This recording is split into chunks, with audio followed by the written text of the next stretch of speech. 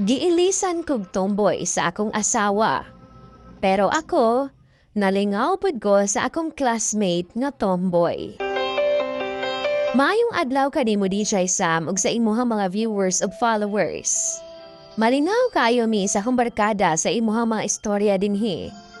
Nakauna-una na lang pud ko sa pag-share pod sa ako ang istorya sa ako ang experience o problema. Sa una na ako'y classmate pagka-high school. Babae ni siya DJ Sam, seatmate na ako. Itagot na lang nato siya sa pangalang Sarah. Suod kayo ming duha.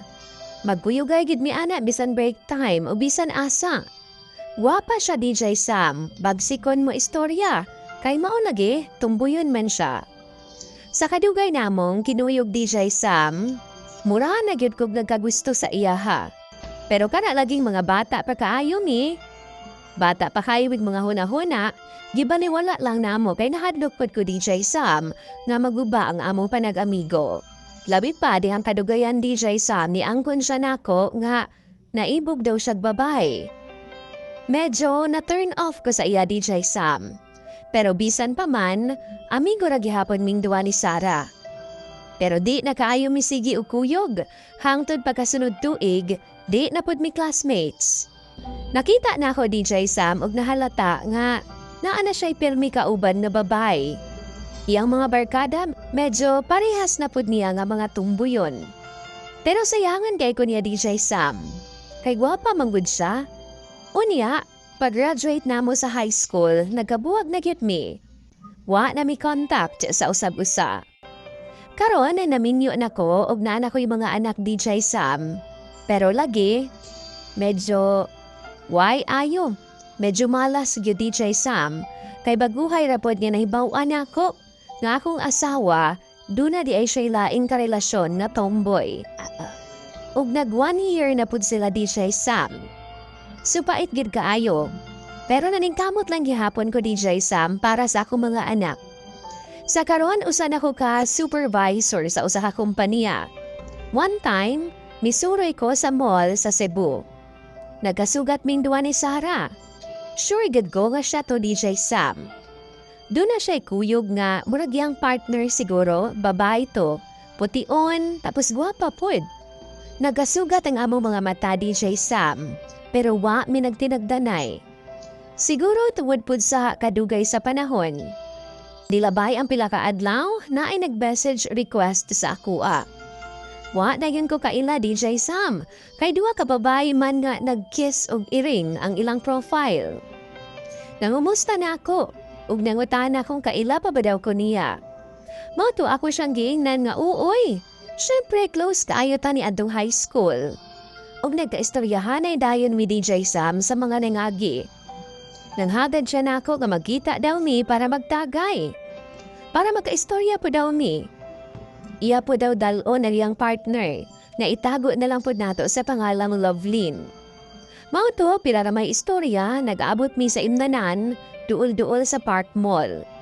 Og mauto na ga-istorya gid mi, nagka-openay mi sa amo ama kinabuhi, mga kaagi, nagkumindyahanay pod mi, og di angkon pod ko nga crush na ko siya sa una. Kaso lang, babae man ang iyang trip, babae ang iyang ganahan, motongwa na lang nako gidayon. Pero ingon pa siya DJ Sam, nakong nanguyab ba daw ko niya kaniadto, base hindi pa daw madayon ang iyang pagkatumboy. Kay ganahan pa daw siya sa ako kay chinituhon lagi daw. Niabot na og alas 11 sa gabi DJ Sam. Nagsabot na mi nga manguli na. Sila ni sakay sila sa ilang motor, ako pod ni sakay pod ko sa ako ang motor ba uli. Pag-abot sa unahan DJ Sam, nihunong ko kay nangihi. Nag-chat pod ko sa ako ang phone. Nag-miss call si Sarah sa messenger nako. Moto ako siyang gitawagan balik. Base na ay emergency ba? Iyang gitubag DJ Sam og di ana siya nga nag-check-in daw sila sa iyang partner. Basing ganahan daw ko nga muapas didto. Magtiwas daw mig-inom. Gikulbaan yun ko DJ Sam. Kay lahi man ang naasa kong utok. Siyempre nakainom pud ko, nitando na lang pud ko dayon.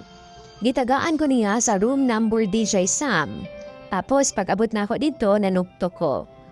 Pag-abot na ako, medyo nanginit dayon ng akong kalawasan DJ Sam. Wa ko kasabot sa akong gibati.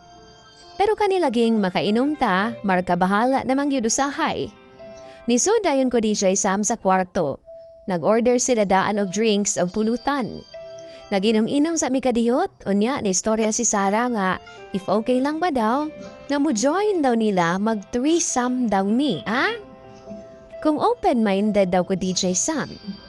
Nakulbaan kog kalit, kay wa pa ko kasuway ana.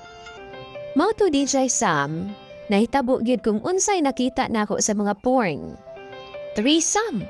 Mao to among gibuhat anang gabi una. Gipuli-pulihan gid ako silag tira, DJ Sam. Pero gisiguro gid ako maayo si Sarah. Kay dugay na pud ko nga naghinam-hinam sa iyaha. Ug nausban pa gyud to DJ Sam. Kumbaga, ako na daw ang ilang official na third party. Pero DJ Sam, murag lain man gihapon sa pamati.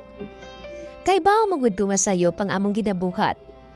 Wa ko makonsensya sa akong pares.